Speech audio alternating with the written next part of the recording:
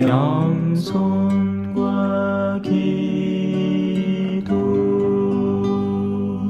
찬미 예수님.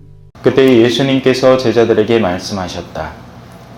눈은 눈으로, 이는 이로 하고 이르신 말씀을 너희는 들었다. 그러나 나는 너희에게 말한다. 악인에게 맞서지 마라. 오히려 누가 내 오른뺨을 치거든 다른 뺨마저 돌려대어라. 또 너를 재판에 걸어 내 속옷을 가지려는 자에게는 겉옷까지 내주어라. 누가 너에게 1000걸음을 가자고 강요하거든 그와 함께 2000걸음을 가주어라. 달라는 자에게 주고 꾸려는 자를 물리치지 마라. 내 이웃을 사랑해야 한다. 그리고 내 원수는 미워해야 한다고 이르신 말씀을 너희는 들었다. 그러나 나는 너희에게 말한다. 너희는 원수를 사랑하여라. 그리고 너희를 박해하는 자들을 위하여 기도하여라. 그래야 너희가 하늘에 계신 너희 아버지의 자녀가 될 수 있다. 그분께서는 악인에게나 선인에게나 당신의 해가 떠오르게 하시고 의로운 이에게나 불의한 이에게나 비를 내려주신다. 사실 너희가 자기를 사랑하는 이들만 사랑한다면 무슨 상을 받겠느냐? 그것은 세리들도 하지 않느냐? 그리고 너희가 자기 형제들에게만 인사한다면 너희가 남보다 잘하는 것이 무엇이겠느냐? 그런 것은 다른 민족 사람들도 하지 않느냐? 그러므로 하늘에 너희 아버지께서 완전하신 것처럼 너희도 완전한 사람이 되어야 한다. 주님의 말씀입니다.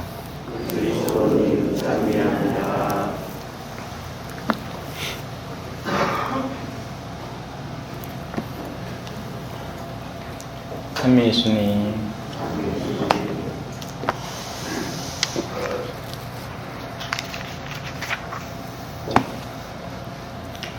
오늘 제목은 성전은 어떻게 파괴되는가 라는 주제입니다. 물리적 건물은 벽돌이 무너지거나 혹은 지붕이 망가지면 지금 공소지붕 수리한다고 몇 주째 공지를 하고 있죠. 그렇게 되면 파괴됩니다. 눈에 뚜렷이 보이죠. 하지만 영적인 성전이라는 것은 무엇이며 어떻게 파괴되는 것인가? 영적인 성전은 오늘 이 독서에서 말하듯이 여러분이 하느님의 성전입니다. 그리고 여러분이 하느님의 성전이라는 것은 우리의 물리적인 영역보다는 우리의 내면적 영역, 영혼의 영역을 말합니다. 그리고 그 내면에 존재하는 영혼도 죄와 악습으로 서서히 파괴되어 갈 수 있습니다. 그래서 그 썩는 것을 방치하게 되면 결국 영혼이 조금씩 잠식되어서 파괴되게 됩니다. 남편에게 섭섭한 마음을 그냥 방치했다가 나중에 큰 싸움으로 빚어지거나 혹은 이 정도야 뭐 하고 방치했던 내 내면의 악습이 나중에는 큰 재앙으로 돌아오는 때가 있죠. 오늘 성경은 이런 예시들을 우리에게 제시합니다. 증오, 앙심, 허황한 생각, 그리고 대표적으로 교만입니다. 그런 것이 우리의 내면에 있고 그것을 그대로 방치할 때 그것은 점점 뿌리를 깊게 하고 줄기를 굵게 해서 결국 영혼을 망쳐버립니다.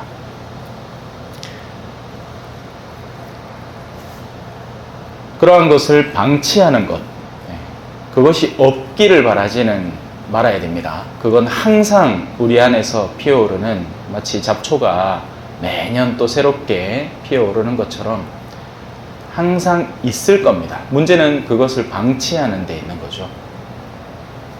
내가 인지하고 있으면서도 내가 누군가에 대해서 증오에 시달리고 있구나.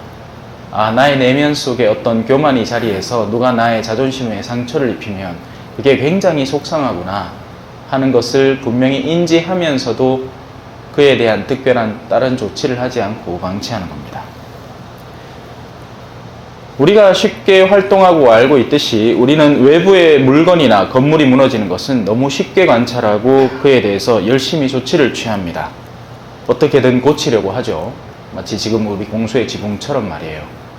그게 아니라도 뭐가 하나 잘못됐다. 14처가 하나 툭 떨어졌다. 이러면 당장 그걸 보고 어떻게든지 손을 써보려고 애를 쓸 겁니다. 하지만 안타깝게도 우리의 내면에서 일어나는 작업에 대해서는 우리는 상당한 경우에 둔감합니다. 뭐가 어떻게 벌어지는지를 모르죠. 그래서 그것을 그대로 방치해 두는 경우가 너무나 많습니다. 이 정도야 고해소에 있어 보면 쉽게 알 수 있죠. 미사를 빠지는 건 금방 고해를 합니다. 눈에 드러나는 결과물이기 때문이죠. 하지만 내면에서부터 하느님과 멀어지고 있다는 것, 이걸 어떻게 가늠할 것이며 어떻게 식별할 겁니까? 내 눈을 뜨고 있지 않다면. 내가 서서히 더 탐욕에 물들고 있고, 아니면 예를 들어서 부부관계에서도 점점 식어가는 부부들이 있죠. 조짐은 아내가 이제 드라마나 아니면 트로트 가수한테 과하게 마음을 빼앗기는 순간들이 있습니다. 하지만 이 정도야 내가 무슨 바람을 폈나? 이렇게 얘기를 하면서 퉁치고 넘어가다 보면 어느 순간인가 남편이 싫어지게 되는 겁니다.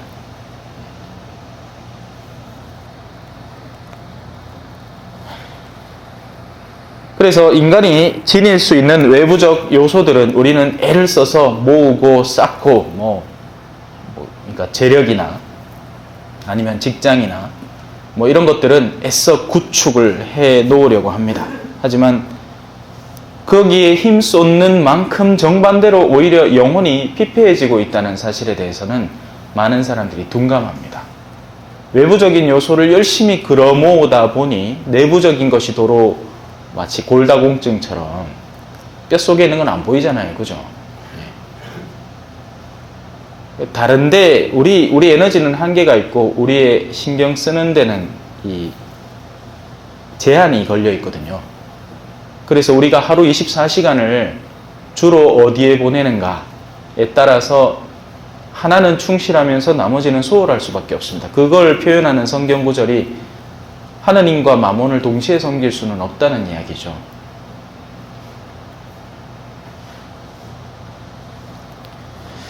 그래서 대부분의 사람들의 경우에 마치 치과하고 비슷합니다. 정기적으로 검진을 받으면 알 수 있는 이의 상태가 있죠. 그런데 나중에 아프기 시작할 때는 이미 그 안에 있는 신경계가 거의 파괴되었거나 잇몸이 무너졌거나 하는 경우입니다.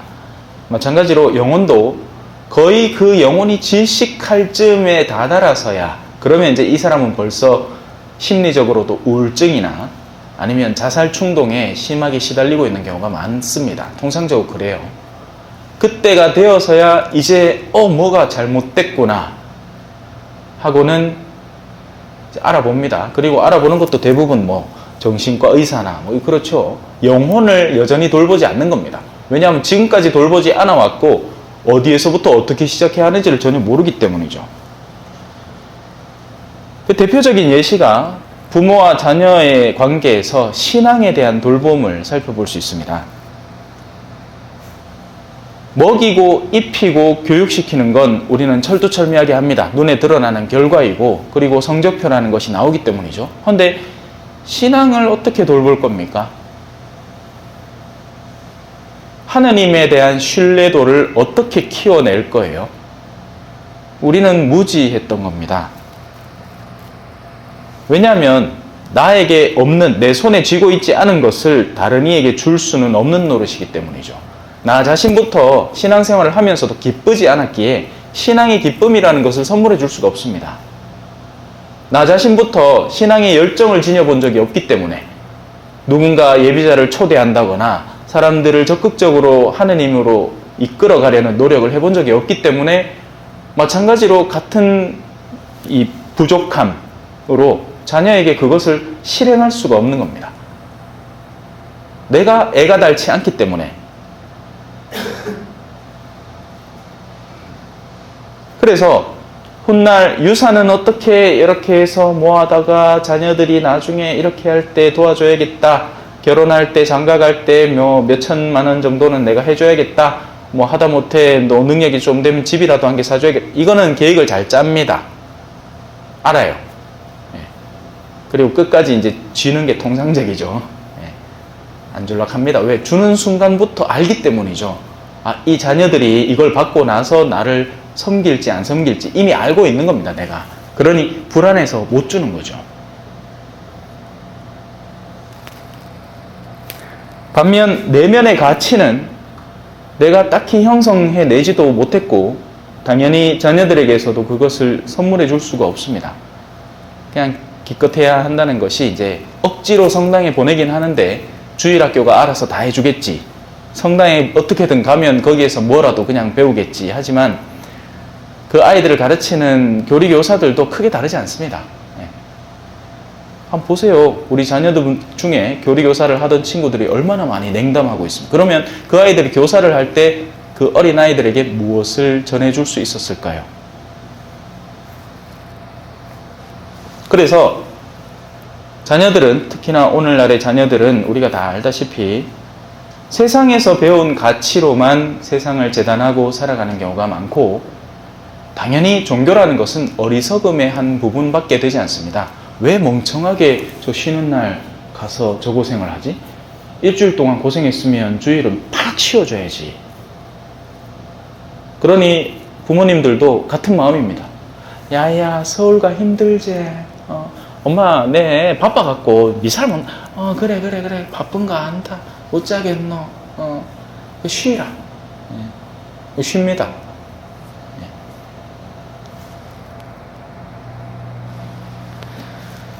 자녀들은 오직 성공이라는 단어에 붙들려 있습니다. 더 많은 돈을 벌고 더 유명해지려고 하고 더 권력을 쥐려고 하고, 그리고 어른들에게서 보는 모습도 크게 다르지 않습니다. 나이가 들어서도 정치계에 진출을 해서 어떻게든지 다른 사람들보다 우월감을 느끼려고 하고, 자매님들도 모여서 뭐 우리 남편이 이만큼 승진했니, 뭐 내가 이번에 이런 걸 샀니, 뭐 집에 무슨 소파를 새로 샀니. 너무나 쉽고 자연스럽고 빠르게 삶의 현실에 대해서 배우는 거죠. 물리적, 가시적 현실 말이에요. 그러다가 나중에 그것이 칼날이 되어 돌아오는 때가 있습니다. 세속적인 가치로만 자라온 자녀들이 그 세속적인 가치로 부모를 재단하기 시작합니다. 필요하나 안 하나, 나한테 소용이 되나 안 되나, 거기에는 더 이상 존경이나 섬김이나 우리 성경적 십계명이 가르치는 공경이나 이런 가치들은 더 이상 존재할 수가 없습니다. 원래부터 없었고 할 이유도 없습니다. 그래서 더더욱 이 경쟁 구도가 심화되죠. 부모는 쥐고 안 놓으려고 하고, 야들은 어떻게든지 그걸 빨아당기고 처분하려고 합니다.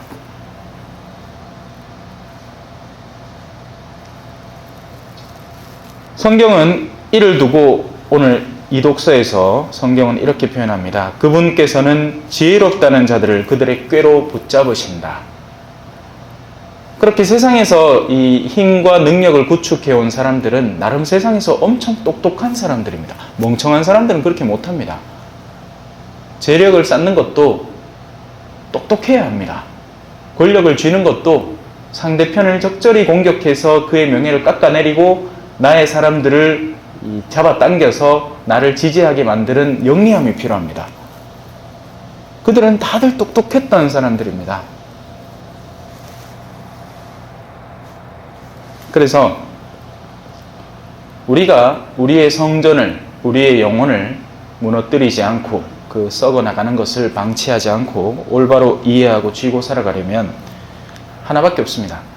그것을 창조하신 분을 올바로 붙들고 살아갈 때 그 일이 일어날 수 있습니다. 그래서 바오로 사도는 이렇게 얘기합니다. 다 여러분 겁니다. 원하면 다 가지십시오. 괜찮습니다. 원래 여러분 주려고 하느님이 만들어 놓으신 이 세상입니다. 하느님이 어디 뭐 물질표로 하겠습니까? 하느님은 여러분 주려고 여러분 몫으로 이 세상을 다 만드셨으니 원하시는 대로 능력껏 취하십시오. 그 말을 하는 겁니다. 사실 모든 것이 다 여러분의 것입니다. 바오로도 아폴로도 케파도 세상도 생명도 죽음까지도 그렇죠. 우리는 오늘날 과학기술의 발전으로 죽음도 왔다 갔다 할 수 있습니다. 그죠?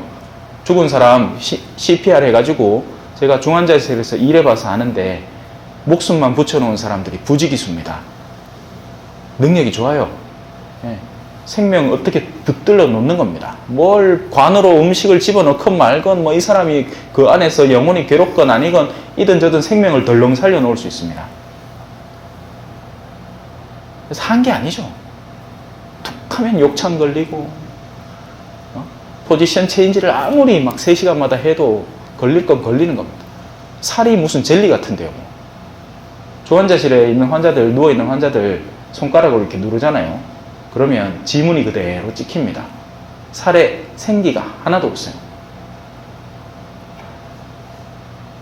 그래도 살아있다고 거기에 갖다 놓는 겁니다. 아니, 살려놓은 거죠. 기계의 힘들로. 그래서 다 여러분의 것입니다. 하지만 잊지 마십시오. 여러분은 그리스도의 것이고 그리스도는 하느님의 것이라는 엄연한 사실을 말입니다. 이 사실, 이 마지막 진리를 분명히 인지하고 살아간다면 우리의 영혼은 파괴되지 않을 것이고 하루하루 보완되어 갈 것이며